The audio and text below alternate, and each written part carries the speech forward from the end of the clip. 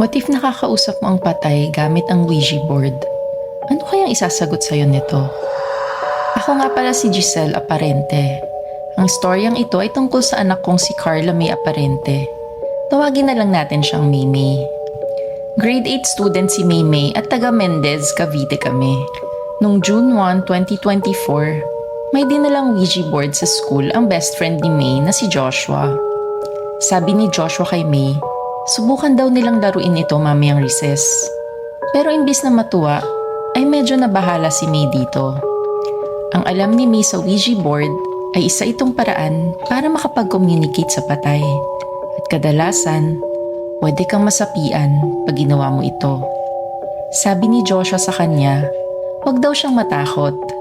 Tsaka, ayaw din ba ni May na makausap ang nanay niyang pumanaw nung isang taon? Sa totoo lang, miss na miss ni May ang kanyang nanay. Kaya parang gusto niya rin itong subukan. Pagdating ng recess, bago pa nila ito masubukan ay nakita ito ng maldita nilang teacher na si Teacher Jenny Liforio. At sa inaasahan, na-confiscate ito. Masama talaga ang ugali ng teacher na to. Sinumbong ito nila Joshua at May sa principal at eventually, naibalik din ang Ouija board sa kanila. Kung di ka pa pala naka-follow sa amin, follow ka na para updated ka sa mga bagong stories tulad nito. Pagsapit ng gabi, sinubukan na nila ito. Dahil ang sabi-sabi, mas malakas daw ang power ng Ouija board. Kaya kahit takot sila, desidido si May na makausap ang nanay niya. Madami silang tanong sa Ouija board at gumagalaw nga ito para sagutin ang mga tanong nila. Pinapahanap nila ako. Salamat sa Ouija board na ito, nakapag-usap na din kami ng anak ko. Sabi ko, May, miss na kita. Sumagot naman siya na mas miss na daw niya ako. Inabutan na sila ng alas 11 ng gabi kaya tumigil na rin sila. Kinabukasan, ang akala nila Joshua at May ay magiging normal ang lahat matapos nilang gamitin ang Ouija board. Pero nagkakamali sila. Hindi lang ang mabubuting espiritu ang na-attract dito, pati na rin ang mga masasamang espiritu. Papunta si May sa bus stop para mag-abang ng jeep.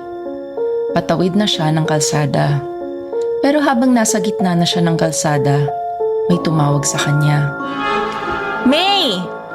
Lumingon siya at wala namang tao. At paglingon niya sa harap, merong isang malaking bus na paparating sa kanya. Kala ni May ay katapusan na niya, pero nakabig ito ng driver. At saktong pagkabig niya ay bumangga siya sa mga kasalubong ng mga sasakyan. Nagkarambola sila. Isang malaking aksidente ang naganap. Gayunpaman, walang galos na natamo si May at ligtas siya.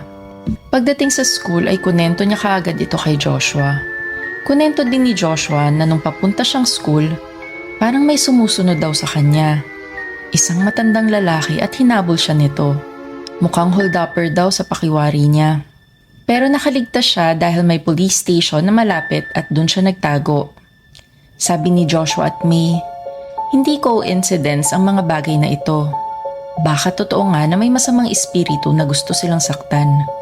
Ayaw din nila itong sabihin sa mga magulang nila, pati na sa mga teachers, at tiyak papagalitan lang sila ng mga to. Kaya sabi ni May, hayaan lang natin to. Magdasal lang tayo at siguradong di tayo pababayaan ng Diyos. At nag-agree din silang dalawa na di na muling gagamit ng Ouija board. Ang nakapagtataka, kahit tumigil na silang gamitin ito, minumulto pa din silang dalawa araw-araw. Pag nanonood sila ng video sa phone, nagkakaglitch ang mga pinapanood nila. Patay sindi din ang mga ilaw sa kanila at gumagalaw din ang mga appliances nila sa bahay. Ang pinakamatindi dito ay pag nasa CR sila, may naririnig silang kumakanta kahit walang tao.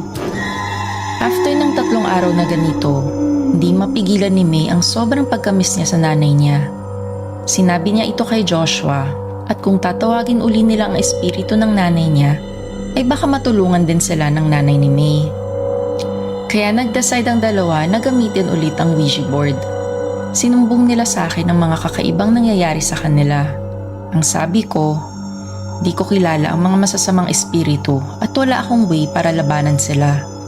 Pero may alam akong isang paraan para matulungan at maprotektahan sila. Pero dapat open-minded sila sa gagawin nilang ito. Umuo naman ang dalawa, kaya sabi ko, kailangan ko ng pisikal na katawan para hindi na nila gamitin ang Ouija board para makipag-usap sa akin. Kailangan nilang hukayin ang katawan ko sa sementeryo. Sabi ni May, mukhang mahirap po yun gawin, Mama, dahil sa pangangatawan namin. Kahit dalawa pa kami ni Joshua, mukhang di namin magagawa yun. Sabi ko, bahala sila. Hindi titigil ang mga espiritu hanggat hindi nasusunod ang mga kondisyon ko.